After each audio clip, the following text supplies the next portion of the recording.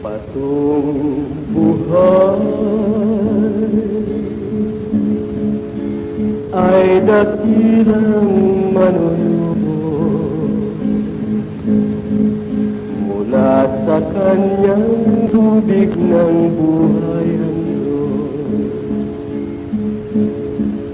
Patong buhay ay si Kristong manunubos, walang bayad, tubig ng buhay ay handog. Buksan puso kay Jesus, ililigtas ka sa lulo. Tanging banal na dugo, tanggapin siya ngayon habang may panahon. Mahalit maglingkod, namatay siya sa krus. Sasanay pagtubos, buksan puso mo kay Jesus, ililigtas ka sa dulo. Tanging banal na dugo, tanggapin siya ngayon habang may panahon. Mahalit maglingkod, namatay siya sa krus. Sasanay pagtubos, namatay siya sa krus. Sasanay pagtubos.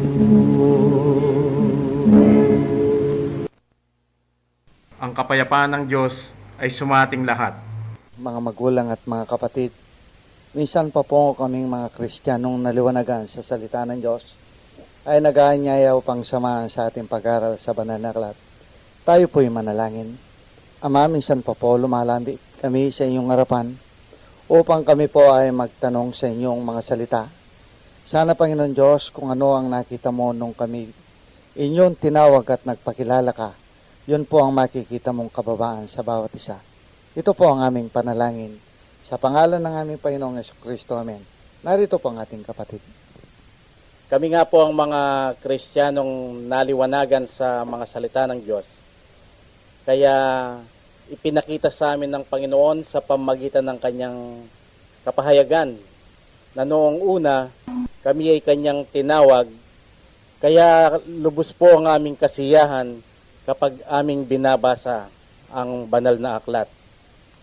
Lalong-lalo na kapag kami ay nakikinig sa aming mga mangangaral kapag kanilang ipinapaliwanag ang mga salita ng Diyos. Pero ipinakita ng Panginoon na kami pala noon ay taong natural. Ito ay ang taong ginagamit ang kanyang sariling unawa at talino para kanyang maintindihan ang mga salita ng Diyos. Kamukha ng kanyang ipinakita sa mga udyo nung siya'y magsalita. Ang sabi niya, gibay ng templong ito at sa ikatlong araw ay aking itatayo. Ipinakita ng Diyos na kami pala yung mga udyong gumamit ng aming sariling talino na sinabi sa Kanya, 46 na taon itong ginawa ng aming mga ninuno at ikaw sa ikatlong araw ay iyong itatayo. Ito po ang pagpapakita ng aming Panginoon kung sino kami noon. Ito ay ipinakita niya sa isang talata sa unang Korinto 2:14. Akin pong babasahin. Ngunit ang taong natural ay hindi tumatanggap ng mga bagay ng Espiritu ng Diyos, sapagkat ang mga ito ay kamangmangan sa Kanya at hindi niya naunawa, sapagkat ang mga yaon ay sinisiyasat ayon sa Espiritu. Pero nang makita ng Diyos nang kami magpakababa sa kanyang harapan, ay ipinakita niya sa amin ang ginawa ng kanyang mga disipulo na hindi nila binigyang kahulugan yung kanyang salita na templo. Bagkus sila ay naghintay sa ipapaliwanag ng Diyos sa kanila. At nang aming sundan ng kanilang mga yapak, nakita nga namin na kung ang tao ay naghihintay sa Diyos, ipapaliwanag nga pala ng Panginoon kung ano ang ibig sabihin ng kanyang mga salita. At sa paghihintay namin sa Diyos para kanyang ipaliwanag ang kanyang mga salita, ay nakita namin ang aming sarili sa isinulat ni Pablo sa unang Korinto 2:15 hanggang 16. Ngunit ang sa Espiritu ay nagsisiyasat sa lahat ng mga bagay, at siya'y hindi sinisiyasat ng sinuman, sapagkat sino ang nakakilala ng pag-iisip ng Panginoon upang siya'y turuan niya, datapwat nasa atin ang pag-iisip ni Kristo. Kaya nakita po namin sa pamamagitan ng kapahayagan ng Diyos na noong una kami pala ay tinawag pa lang niya, at ngayon kami ay kanyang pinili. At nalaman po namin ngayon na noon pala sa mata ng Panginoon kami ay mga kambing, at ngayon kami ay ginawa niyang tupa. At ngayon ay aming napagunawa na kami isinilang na muli o tunay na born again, at kami dinala ng Diyos sa dalisay na Kristyanismo. O sa English, ito ay ang pure Christianity. At ngayon po ay muli naman tayong magpasalamat sa Diyos dahil kanyang ginusto na tayo magkasama-sama na naman para pag-aralan ang kanyang mga salita. Ang ating pong tatalakayin sa araw na ito ay ipinadala naman sa atin sa pamamagitan ng text ng isa nating tagapakinig. Ganito po niya ipinadala sa amin. Isa po ako sa tagapakinig ng programa ninyo. Nabasa ko po ang Genesis 28:12 hanggang 13. Ano po ang mensahe ng Diyos diyan? Ito pong nabanggit na mga bersikulo, dito natin mababasa si Jacob. Nang minsan ay siya'y natulog at siya'y nanaginip. Meron po siyang napanaginipang isang hagdan na ito ay umaabot hanggang sa langit. At doon ay narinig niyang nagsalita ang Diyos sa kanya kung paanong sinabi ng Diyos na ang sabi niya, ako ang Diyos ni Abraham na iyong ama. Ang sabi po ng amang Diyos kay Jacob. Para po ito ay maunawaan natin kung paano pa lamang ipinasulat ng Diyos, babasahin po ngayon sa atin ng ating kapatid. Nandito po ang Genesis 28:12-13. At nanaginip, at narito, ang isang hagdan na ang puno ay nasa lupa, at ang dulo ay umaabot sa langit. At narito, ang mga anghel ng Diyos na nagmamanik-manawag doon. At narito, ang Panginoon ay nasa kataas-taasan niyoon, at nagsabi, ako ang Panginoon, ang Diyos ni Abraham na iyong ama, at ang Diyos ni Isaac. Ang lupang kinaigaan mo ay bibigay ko sa iyo at sa iyong binhi. Kagaya po ng ating ginagawa dito sa ating programa, dahil kami po noon kahit hindi pa nakikilala o nagpapakilala sa amin ng Panginoong Jesucristo, binabasa rin namin ang banal na aklat. Yan po ay aming inuunawa para masunod namin ang kagustuhan ng Diyos. Pero ang talagang madalas namin gawin, itinatanong namin ito sa aming mga mangangaral para kanilang ipaliwanag. Dahil ang aming pong pagkakaalam noon ay itong mga mangangaral namin ay binigyan ng Diyos ng kakayahan upang ipaliwanag nila ang mga salita ng Diyos. Na siya po yung ibabahagi ng mga kapatid kung ano ang naintindihan namin tungkol dito sa mga nabanggit na talata. Sa lahat ng mga kapatid at taga-subaybay ng programang ito. Ako po, buhat ng bata ako, nagsisimba na ako. Tungkol po dito sa temang tinatalakay natin dito sa Genesis 28, 12 hanggang 13, ni minsan hanggang ngayon 56 anyos na ako hindi ko pa nakitang ipinaliwanag ng mga ngaral namin sa aming reliyon sa Katoliko. Ito hindi nila pinapansin, parang pinalalampas nila kumbaga kung titingnan mo ang talatang ito, talagang mahirap. Kaya sa aking sarili, ang nakita ko rito, nung hindi ko pa nakikilala ang tunay na Diyos at hindi pa ako binibigyan ng kapayagan ng Diyos sa kanyang salita, para ito kung titingnan mo, napakaganda. Biro mo, mayroong isang hagdanan, buhat sa lupa hanggang sa langit. At saka mayroong mga angel na, kung titingnan mo mga angel, magaganda, may mga pakpak, manik manawag sila dito sa hagdanan. Napaganda nito kung titingnan mo. Talagang masisiyang ka. Yun ang nakita ko noon, nung hindi ko pa alam ang katotohanan. At hindi pa ako binibigyan ng kapayagan ng Diyos tungkol dito sa talatang ito. Yun lamang po.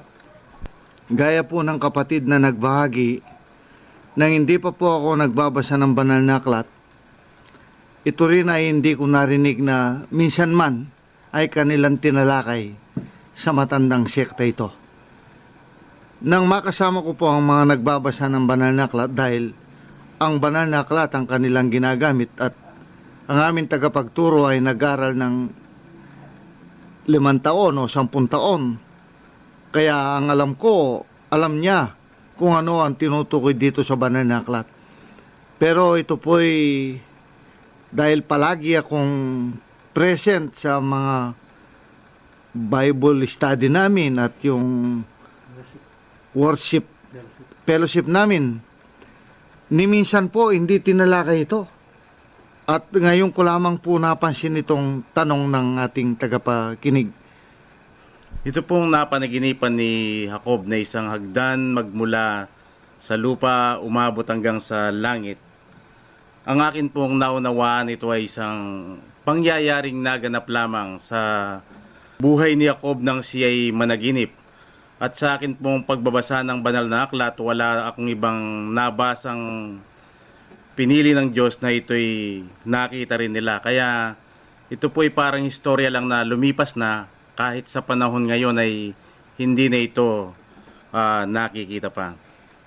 Pero ngayon naman pong nagpakilala na sa amin kung sino ba talaga ang Panginoong Jesucristo. Nakilala po namin siya kung paano siya nakilala ng mga apostol. Na siya pala ang anak ni David, na nalaman ni Juan na siya lang ang may kakayahang magbukas ng selyadong aklat. Ang tinutukoy po dito ay ang banal na kasulatan. Bagamat ito pala'y binubuksan ng tao, binabasa, inuunawa, pero sa mata ng Diyos, ito ay nananatiling sarado. Ang Panginoong Jesucristo lang pala ang nakakapagbukas, o siya lamang pala ang nakakapagbigay paliwanag tungkol dito. Kaya sa Kanya po tayo magtatanong ngayon kung ano ang ibig sabihin nitong salita dito sa Genesis 28:12 hanggang 13.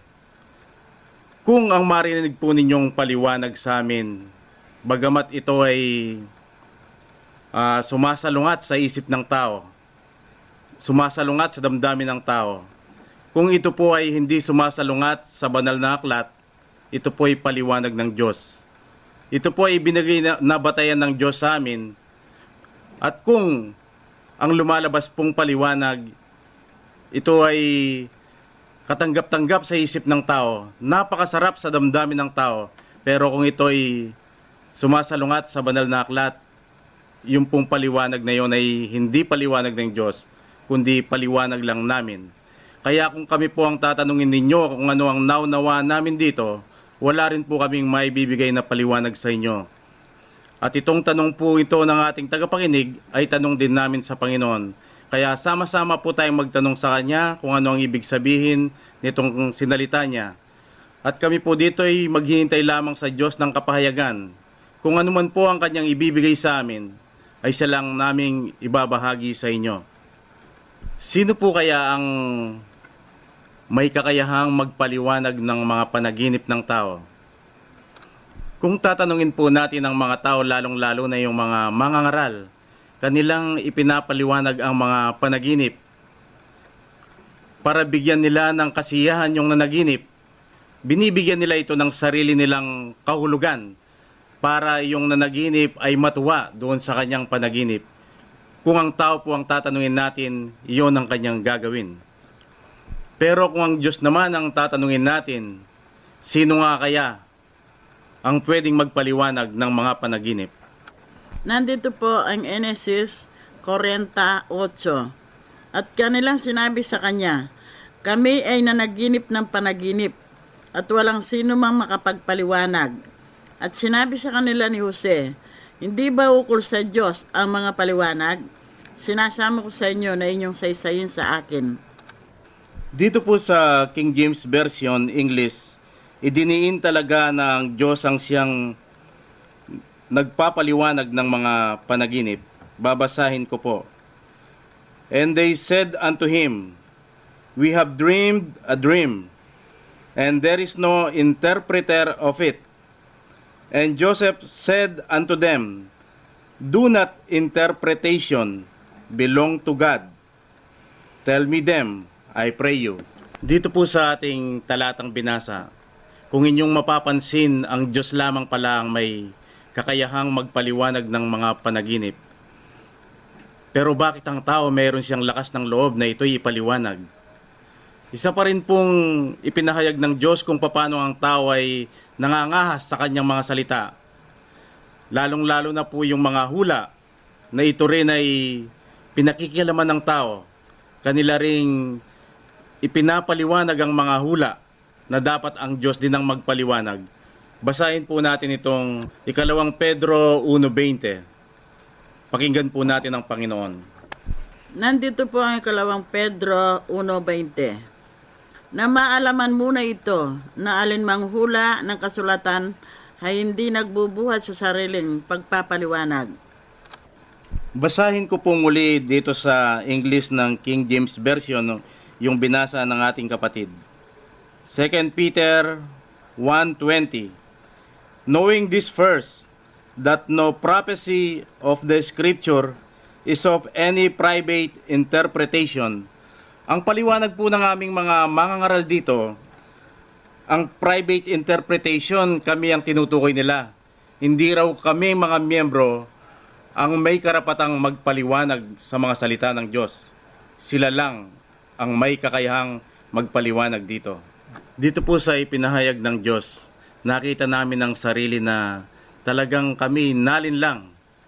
Dahil ang Diyos lamang pala ang siyang may karapatang magpaliwanag ng mga panaginip, siya lang ang may karapatang magpaliwanag ng mga hula, at siya rin ang may karapatang magpaliwanag ng kanyang mga salita na ating mababasa sa Marcos 4:34. Nandito po ang Marcos 4:34. At hindi sila kinakausap kundi sa talinghaga. Datapot sa kanilang sariling mga alagad ay bukod na ipinaliliwanag ang lahat ng mga bagay. Narinig po natin na ang Diyos pala mismo ang nagpapaliwanag ng kanyang mga salita. Walang karapatang magpaliwanag si Pedro, walang karapatang magpaliwanag si Juan, si Pablo, at lalong-lalong walang karapatang magpaliwanag sa mga salita ng Diyos yung mga umaangkin ngayon na sila ay apostol o alagad ni Kristo. Dahil mayroon lang nag-iisang may kakayahang magpaliwanag sa mga salita ng Diyos. Yan po ay ang ating Panginoong Jesucristo lamang sa pamamagitan ng kanyang salita. Kaya ito pong panaginip ni Jacob, wala tayong taong pagtatanungan. Sa Diyos po tayo magtatanong kung ano ba talaga ang ibig niyang sabihin dito sa naging panaginip ni Jacob. Mga kapatid at mga minamahal, gaya po ng kapahayagan ng Diyos na narinig natin kanina, na siya lamang pala ang pwedeng magpaliwanag hindi lamang sa panaginip, hindi lamang sa mga hula, kahit na yung kanyang mga salita. Siya lamang, walang sino man. Kaya sa ating paksa ngayon kung ano ang paliwanag ng Diyos sa panaginip ni Jacob na nakita ang matayog na hagdanan magbuhat sa lupa hanggang sa langit. Ang itanong natin sa Diyos ngayon ano kaya yung hagdanan? Makikita po natin dito sa Psalms 18:2, and I quote, "The Lord is my rock and my fortress and my deliverer, my God, my strength, in whom I will trust, my buckler and the horn of my salvation, and my high tower." Unquote. Yung pong pinakahuling praise, "and my high tower," ang mataas na tore. Hindi ba kapatid ang hagdanan parang mataas na tore patungong itaas, patungo sa langit, ano? Yung po ang ipinahayag ng Diyos. At dito sa 2 Samuel 22:51, and I quote, "He is the tower of salvation." Ang Diyos ang siyang tore ng kaligtasan. Kapatid, kung hindi ka ligtas, pwede ka bang pumunta sa langit? Hindi. Ano? Dito sinabi, ang Diyos ang siyang tore o ang siyang hagdanan patungo sa langit, patungo sa kaligtasan. Kaya, ewan ko po kung di pa malinaw ito ang paliwanag ng Diyos. Anong hagdanan ngayon? Nakikita natin, literal na hagdanan, pero ang kapayagan ng Diyos, siya pala ang Diyos. At sa kapayagan ng ating Panginoong, ng kapayagan ng Ama, kay Pedro, nang makilala si Jesus, na siya pala ang tagapagligtas. Sa mga katuwid, sino hagdanan ngayon? Ang hagdanan ngayon, walang iba kundi ang ating Panginoong Jesucristo. Sa panaginip ni Jacob, sinong nakitang umaakyat at pababa sa hagdanan? Marami bang tao o iba't ibang klaseng tao o mga anghel lamang? Mga anghel lamang. Kaya yung binahagi mo kapatid, kung gagamitin natin ating sariling unawa napakagandang tinang lamang, parang entertainment lamang, na makikita mong napakataas ang hagdanan pagkatapos nakikita mong bumaba ang mga anghel, pagkatapos umaakyat, masayang tignan, ano? Pero bawat salita pala ng Diyos ay binibigyan ng kahulugan at nagsisilbing espiritual na pagkain sa kanyang mga pinili. Ngayon pong inihayag ng Diyos na ito palang hagdan na nakita ni Jacob sa kanyang panaginip, walang iba pala kundi ang ating Panginoong Jesucristo. Ang tanong po ng marami dito, papaanong itong hagdan ang Panginoong Jesucristo samantalang ito ay sa Genesis pa lamang. Si Jacob ito, kung titignan mo sa historya, napakalayo bago pa maisilang ang Panginoong Jesucristo. Paano siya ang magiging hagdan dito? Hindi lamang po ang marami o hindi lamang yung sa kapanahunan ng ating Panginoong Jesucristo, kundi sa kapanahunan ngayon, isa po ako sa mga naniniwala na ang ating Panginoong Jesucristo ay nagsasalita ng katotohanan. Pero hindi ko mapaniwalaan noon na ang sinabi niya na wala pa si Abraham, sabi niya, ako na. Kung ano po ang question ng marami sa ating Panginoon na sinasabi nilang katagal ng panahon ni Abraham, ilang taong ka pa lang. Paano kang nandun na, sabi. At ito po ang panaginip ni Jacob na ang hagdanan pala ay ang ating Panginoong Jesucristo. Dito po sa paliwanag ng Diyos, maliwanag na ang ating Panginoong Jesucristo ang siyang hagdanan. Pero ito po ay hindi maalis sa kaisipan ng tao. Ito, yung tanong, hindi makapaniwala Kapag nagpakababa ang isang tao, ipakikilala ng ating Panginoong Jesucristo kung sino ang Amang Diyos. Doon natin makikilala na ang ating Panginoong Jesucristo, siyang Amang Diyos na nagkatawan tao. Doon po maliwanag na maliwanag. Ilan mang libo ang tanong ng tao, sa isang sagot ng Diyos, malilinis ang tanong. Doon ko po makikita ito na pwede lamang palang makikita mo ang tinutukoy ng Diyos kung ikaw po ay nagpakababa. Dito po sa 1 Timothy 2:5, ganito po ang sinasabi. Sapagkat may isang Diyos at may isang tagapamagitan sa Diyos at sa mga tao, ang taong si Kristo Jesus. Ito pong talatang ito, akala natin dito lang sa bagong tipan nagaganap ito. Dahil dito nabuhay pisikal ang ating Panginoong Kristo. Pero ito pala ay applicable na noon pang sa matandang tipan. Nung sa panaginip ni Jacob, ito po ay nagaganap na. Maliwanag po sa tingin ng tao sa panaginip ni Jacob na nakita niya ang isang hagdanan. Kapatid, ang hagdanan maaaring gawa ito ng kahoy o bato. Pero nakasulat ang kahoy sinimbuluhan ang tao. Hindi ba ang punong kahoy na nagbubunga ng masama, ng mabuti? Ayun, punong kahoy. Kahoy pala yun. No? At saka yung bato. Bato, tao rin. Maliwanag po, ang tinutukoy na hagdanan, walang iba kung hindi si Jesucristo sa kanyang katawan tao na nagbigay halimbawa patungo sa Ama o patungo sa buhay na walang hanggan bilang halimbawa. Tingnan po natin magpaliwanag ang Diyos sa mga taong nagpapakababa sa Kanya.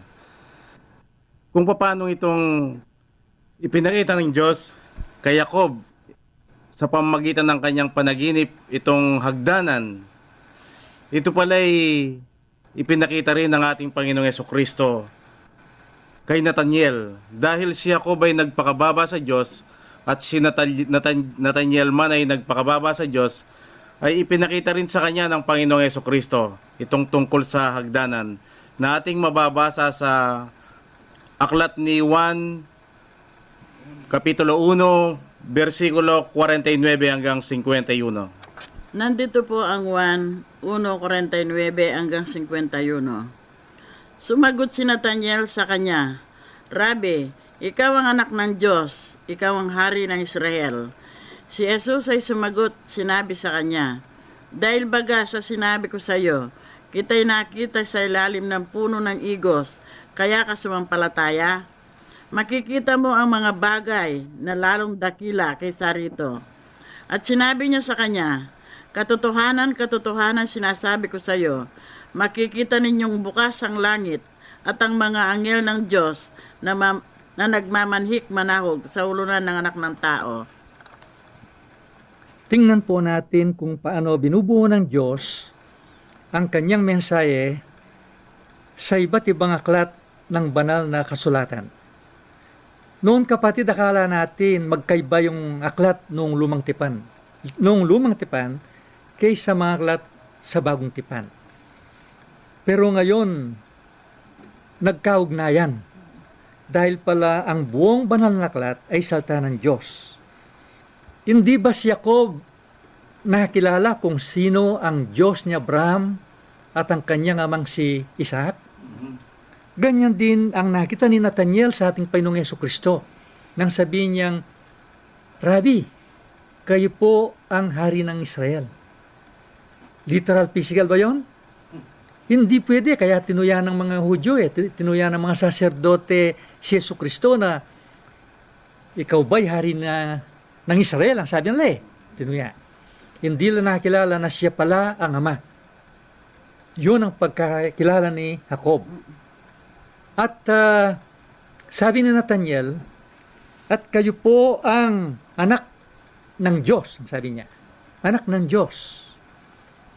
Ipinakita naman ng Diyos kay Jacob yung hagdanan. Ang taong si Hesus Kristo bilang modelo. Tingnan po natin ang katangian ng hagdanan. Kapatid, pwede ka bang umakyat kung hindi mo tapakan?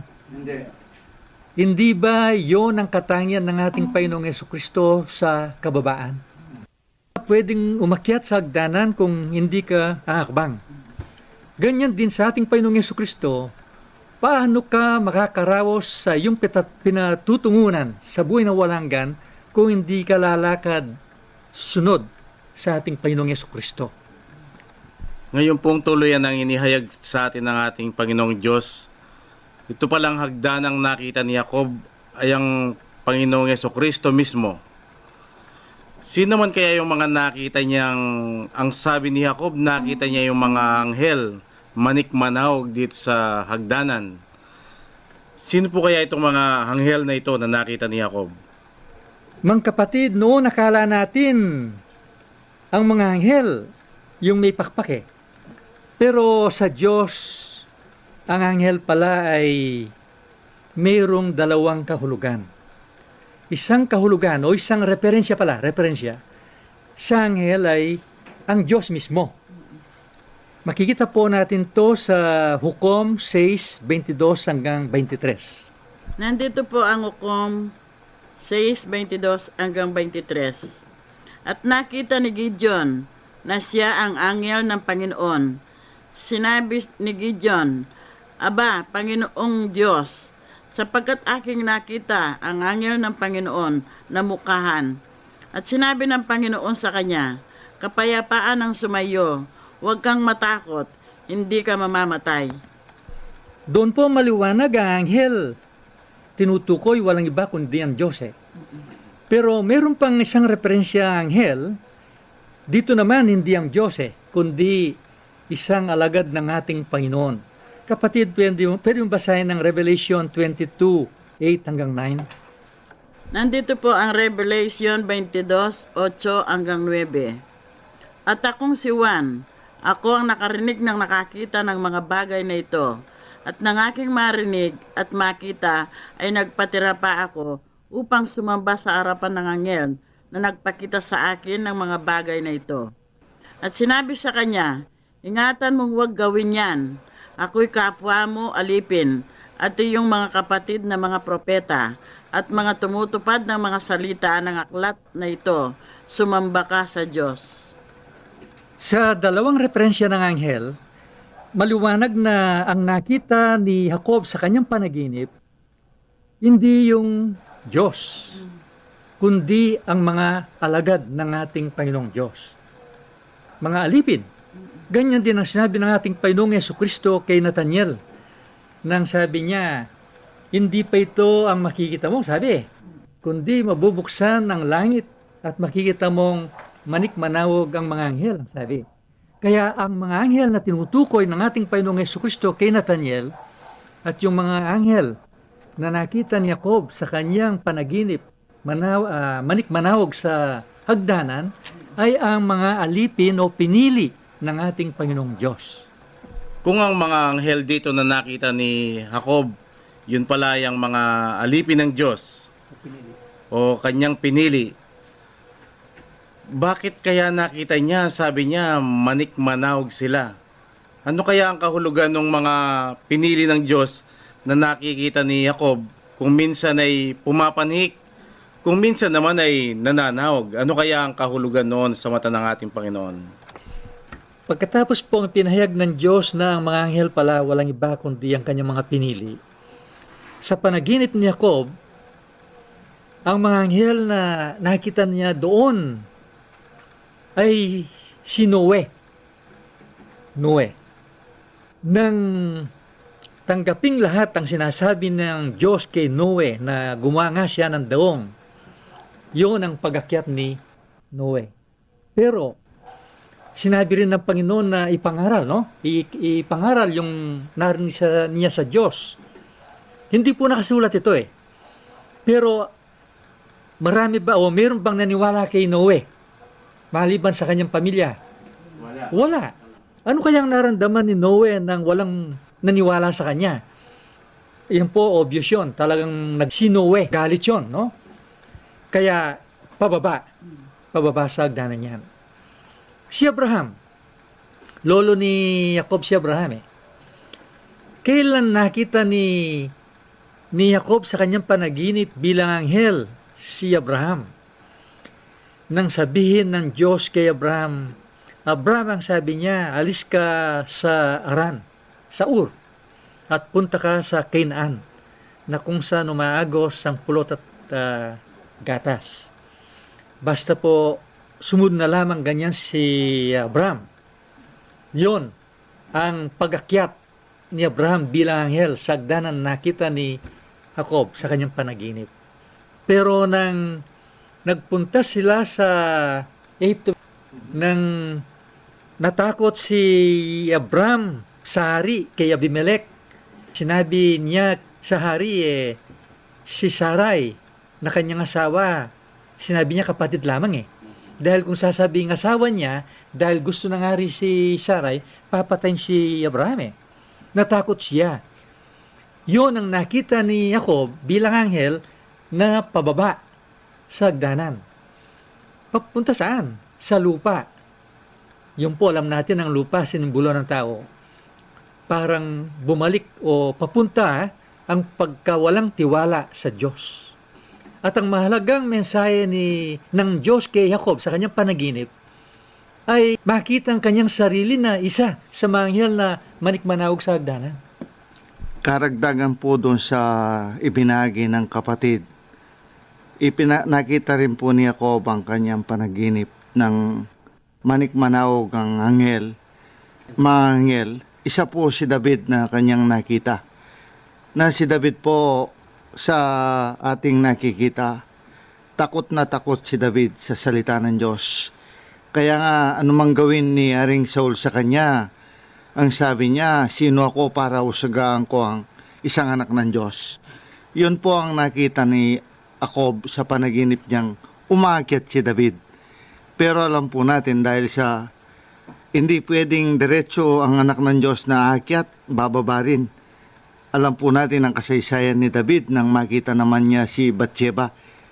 Hindi lang kinuha si Bathsheba, pati yung asawa ni Bathsheba, pinapatay, dinala doon sa frontline kung saan ang may gera. Kaya nagalit po ang Diyos. Yun po ang nakita natin pagbaba. At doon po sa maraming ginamit ng Diyos, maliwanag po na nakita rin natin kay Moises ito. Si Moises, marami ang nakikita ng Diyos sa kanya na umaakyat. Nakikita niyang bumababa. Pero makikita po natin ito na dahil sa hindi naalis ang kababaan sa kanila, sa kawakasan po sila'y napa sa itaas. Dahil kung ikaw pala'y mababa, yung hagdanan ay mararating mo ang kataasan. Pero kung ikaw po'y magmamataas, ikaw pala'y magbababa. Yun po ang nakita ni Jacob. Kaya, yun po ang malaking mensahe kay Jacob. Kaya nga, ito'y buhay na buhay sa salita ng Diyos. Ito pong mga nakita ni Jacob na mga pili ng Diyos na manhik manawag sa hagdanan. Ito po ay hindi lumipas dahil kahit sa bagong tipan, napakarami rin pong mga pinili ng Diyos ang nagmamanik manawag sa hagdanan. Isa na po riyan ay si Juan Bautista, na kung saan siya pa ang nagbinyag sa ating Panginoong Jesucristo, pero nung minsan, ang sabi niya, itanong mo nga kung ako'y maghihintay pa ng ibang darating. Parang nag-alangan siya sa ating Panginoong Jesucristo. Parang nagkaroon siya ng pagdududa kung ang Panginoong Jesucristo nga ba talaga ang Mesaya. Yun po pala ang katumbas ng pagbaba ni Juan Bautista sa hagdanan. At alam din po natin na ito'y madalas na mangyari kay Pedro. Minsan ang sabi nga ng Panginoong Jesucristo sa kanya, ako'y huliin at papatayin. Ang sabi ni Pedro, hindi mangyayari yun, Panginoon, sabi niya. Pero iyon palang ginawa ni Pedro yon dahil hindi yun ang katotohanan. Hindi yun ang kababaang hinahanap ng Diyos. Ang katumbas po pala nun ay si Pedro ay bumababa din sa hagdanan. At isa rin po ay yung prodigal son. Nalalaman po natin na siya ay umalis, iniwan niya ang kanyang ama.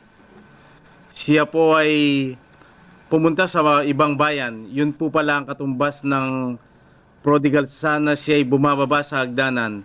Pero nang siya ay bumalik sa kanyang ama, nang makita niya ang kanyang sarili na bumababa, yun po pala ang katumbas naman na siya ay pumapanhik sa hagdanan. Marahil po ito ay tanong ng mga nakikinig sa atin. Kung si Yesu Kristo ang siyang hagdanan dito, at siya rin ang amang Diyos, bakit doon sa bandang dulo ng hagdanan nagsasalita naman ang amang Diyos? Ito po ang sinasabi namin na kailanman ay hindi maaaring gamitin ng tao ang kanyang isip para unawain niya ang mga salita ng Diyos. Kaya tayo po ngayon ay magtatanong sa Panginoon kung bakit siya pala yung hagdanan, bakit naririnig din siyang nagsasalita doon sa bandang dulo ng hagdanan. Kanina pong nagpapahayag ang Diyos sa atin kung sino ang hagdanan. Binanggit natin ang Psalms 18:2 at saka 2 Samuel 22:51 na ipinakita doon ang hagdanan, yon ng Diyos. Pagkatapos ng ipahayag ng Diyos sa atin na detalya, na ipinakita sa atin ng hagdanan, siya pala ang ating Panginoong Jesucristo sa kanyang katawan tao, o ang Diyos sa kanyang katawan tao sa hagdanan bilang modelo na kung saan namamagitan sa Ama at sa mga tao, sa mga kanyang pinili. Tinatapakan, inaakyatan, kung paano sinusunod ang halimbawang ipinakita ng ating Panginoong Jesucristo.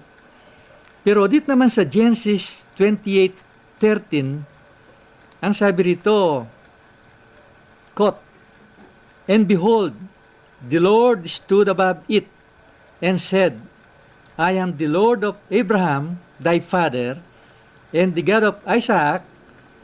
The land whereon thou liest, to thee will I give it, and to thy seed." Dito po sa talatang 13, narinig naman natin ang Diyos nasa itaas ng hagdanan. Napakaliwanag po ang kapayagan ng ating Panginoong Jesucristo rito nang sinabi niya sa kanyang mga lagad, "The Father is greater than I," ang sabi. Kaya maliwanag, sa isang katauhan ng ating Panginoong Jesucristo, dalawa ang kanyang papel. Bilang hagdanan at bilang Ama sa itaas ng hagdanan. Dito po sa binasa natin talata 13, nagliwanag lalo ang dalawang papel ng amang nagkatawan tao sa katauhan ng ating Panginoong Jesucristo. Bilang Kristo o tagapagligtas na nakita ni Pedro sa Matthew 16:16, maliwanag yun ang Ama dahil ang Ama lamang ang tagapagligtas Nagkatawan tao para tuparin ang testamento. At nang sabihin niyang, kayo po ang anak ng Diyos na buhay, yun ang hagdanan na nakita ni Jacob sa kanyang panaginip. Ganyan din yung nakita ni Nathaniel sa ating Panginoong Jesucristo nang sabihin niyang, Rabbi, ang sabi, kayo po ang hari ng Israel. Hindi pwedeng Jesucristong anak yon bilang modelo. Dahil tinanggihan Ang sabi niya, ang aking kaharian ay wala dito sa mundo. Ang sabi niya Kaya, maliwanag, ang tinutukoy ay ang Ama. Nang sabihin ni Nathaniel, kayo po ang anak ng Diyos, yun din ang nakita ni Pedro at ni Marta. At yun din po ang aming nakita na lagi ninyong narinig sa ating programa. At dito po sa talata 13, nakita natin na ang amang Diyos ang nagsalitang, I am the Lord, ang sabi niya, thy God. napakaliwanag na ipinakita ng ating Panginoong Jesucristo nang siya'y nandito sa lupa, kung paano ang pagpapakababa niya bilang anak, yon ang hagdanan, sa kanyang ama.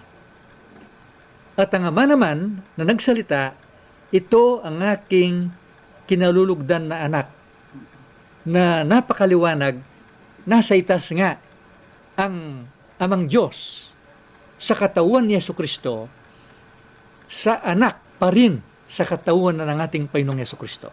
Kaya dalawang papel po, kung paano ang hagdanan at ang amang Diyos nagsalta sa itaas ng hagdanan. Ito pong mga anghel na nakita ni Jacob na tumutukoy sa mga pinili ng Diyos. At tayo naman kapatid, inaangkin natin ngayon na tayo pinili ng Diyos. Kaya tayo pala ito na pumapanhik manawag doon sa hagdanan. Ano kaya ang pagkain ng gustong ipakain sa atin ngayon ng Panginoon dito sa mga anghel na pumapanik manawag sa hagdanan? Paano natin ito ginagawa kapatid na tayo pumapanik at tayo rin ay nananawag? Bilang pinili ng Diyos at napabilang sa mga nasa hagdanan, nung pong ako'y pinagkalooban ng Diyos ng kaalaman tungkol sa kanyang salita, binigyan niya ako ng karunungan, masayang masaya po ako, napakasayang pakiramdam ko. Kahit na sinong makita kong tao, pinaayag kong salita ng Diyos. Masayang masaya po ako. At marami ang nakikinig, kuminsan mayroong matanda, mayroong iba-ibang klaseng taong nakakausap ko. Masayang masaya po ako noon sa nadarama ko. Dahil sa pinagkalooban ako ng kaalaman ng Diyos at ito'y naikakalat ko, ang pakiramdam ko ay pumapanik ako sa hagdanan. Pero sa isang pagkakataon naman, nung medyo tumagal-tagal ng konti, nagpayag din ako ng salita ng Diyos sa ibang mga tao. Mayroon namang tumatanggi kung minsan kinakausap mo, nakatingin sa malayo, hindi ka pinapansin o kaya iniiwanan ka. Doon nakadama ko ng parang kalumbayan. Masakit na pakiramdam. Parang nawalan ako ng sipag sa pagsasalita tungkol sa kanyang sa salita ng Diyos. Malungkot na malungkot ang aking pakiramdam. Gusto kong nang umayaw. Yun ang nakita ko na parang bumababa ako sa hagdanan. Pero dahil sa pagmamahal sa akin ng Diyos, hindi niya ako pinabayaan. At nagbalik uli ang dati kong sigla at dating sipag sa pamamayag ng salita ng Diyos at nagkaroon ako ng pagtitiis, tiyaga, na hanggang ngayon ay taglay ko pa. Yun ang aking pagpanik sa hagdanan. Yun po ang naranasan ko buhat na makilala kong tunay na. Dito po sa paksang itinatanong ng ating kasama sa pag-aaral sa Banal na Aklat, ang nakikita po naming pagkain dito ay unang-una, noon po ang nakikita ko panaginip lang ni Jacob, kung sa kapanahonan ni Jacob. At kung sa kapanahonan ng Panginoon, siya ay nagsalita kay Nathaniel, yun lang ang nakikita naming pagkain.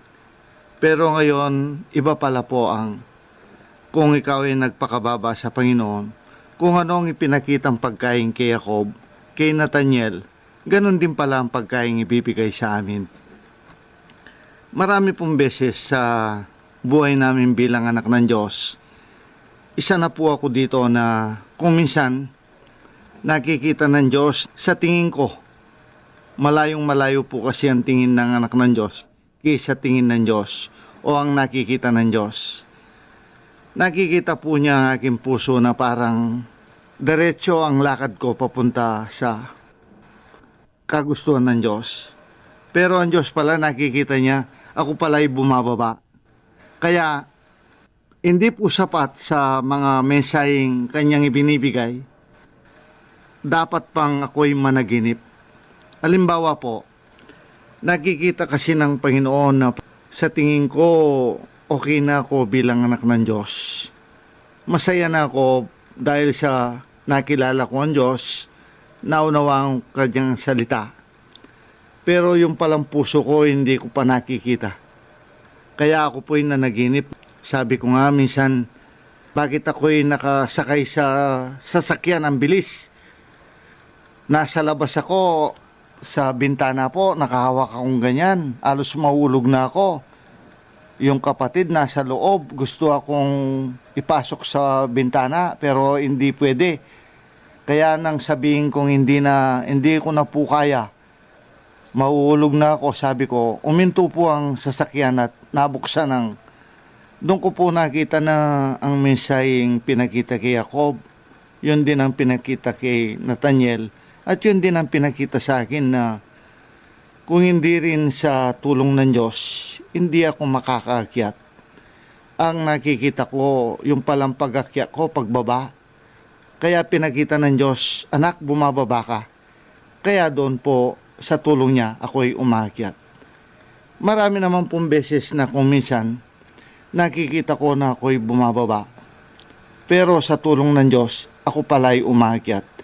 Dahil kung ako po'y nalulungkot kapag nakikita ng Diyos na sinasabihan ako, nakikita kong tinatanggap ko ang kanyang salita, sa tingin pala ng Diyos ako'y umakyat. Kaya, kung minsan po, hindi ko abot sabihin sa Diyos na, Panginoon, ano pong pwede kong gawin dahil sa ang dami niyong ibinibigay sa akin? Bakit hindi niyo ako pinababayaan? Ganyan. Kaya, palagi mo po akong binibigyan ng spiritual na pagkain. Kaya, doon ko po nakita ni Jacob at ni Nathaniel, at doon ko po pinasasalamatan ng Panginoon. Ito pong agdanang nakita ni Jacob. Kung titignan mo, dahil ito ay ang pag-akyat dito ay ang patungo sa kaligtasan. Parang napakadaling maligtas. Pero kung papaanong kapag tayo'y umakyat sa agdanan, walang tigil na hinihila tayo pa ibaba ng lupa. Ganyan din po pala ang pag-akyat na sa espiritual na agdanan, kagaya ng nakita ni Jacob. Wala ring tigil dahil po ang lupa dito tumutukoy sa mga bagay na nandito sa mundo.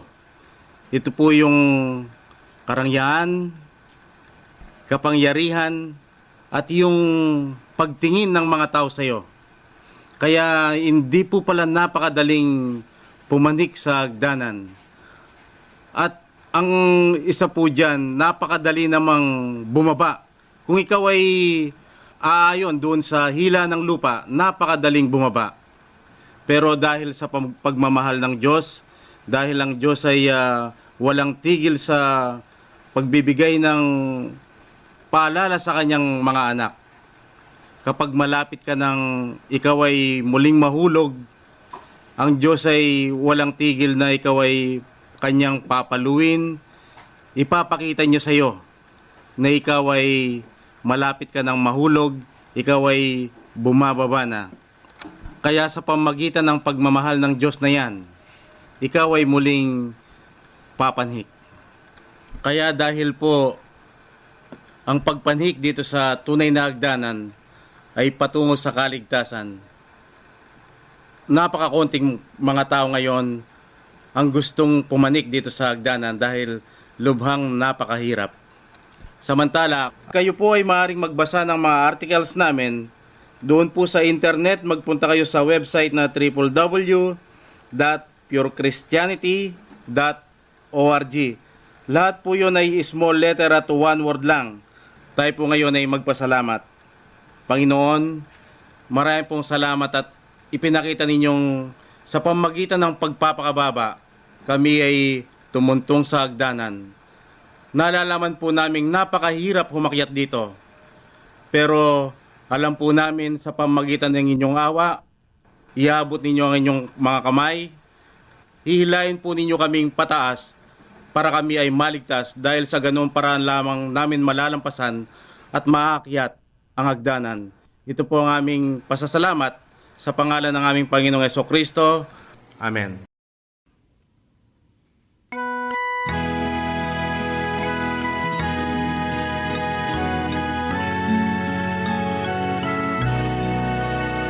Si Jesus ang liwanag at kaligtasan.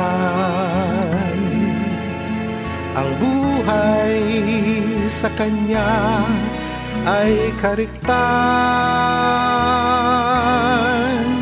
Sa kalungkutan ko, Siya ang kaaliwan at aking batong tungtungan. Dinggin mo, Diyos, yaring mga daing. Dalangin ko sa'yo ay lingapin. Sa puso ko, sabi mo, lumapit sa akin. Huwag kang magkukubli, hahanapin.